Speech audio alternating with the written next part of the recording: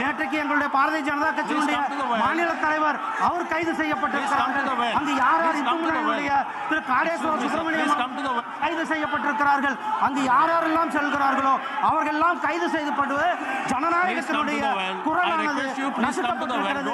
மக்களுடைய வழிபாட்டு உரிமையை நசுக்கப்பட்டிருக்கிறது. இந்த திமுக அரசாங்கம் அவர்கள் அரசியலுக்காக இத்தனையும் செய்து கொண்டிருக்கிறார்கள். இந்த நேரத்தில் மக்களுடைய ஒவ்வொருவரும் உயர்நீதிமன்றத்தினுடைய தீர்ப்பு என்னவோ அந்த தீர்ப்பை அவர்கள் நடைமுறைப்படுத்த வேண்டும்.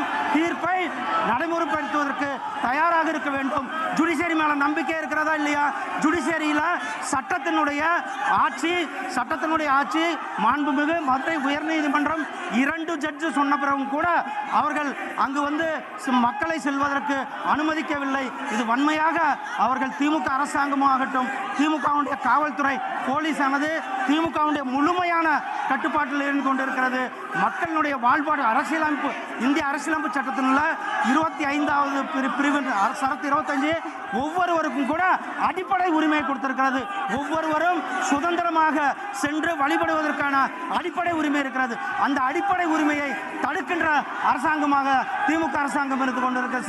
சார் வந்து அங்கே ஸ்டேட்டில் டிஸ்கஸ் பண்ண வேண்டிய விஷயம், அதை விட்டுட்டு இங்கே வந்து அரசாங்கம் இங்கே வந்து நம்மளுடைய ஹவுஸை வந்து டிஸ்டர்ப் பண்ணணும், ஹவுஸை வந்து டிஸ்டர்ப் பண்ண வேண்டியது மட்டும்தான் அவர்களுடைய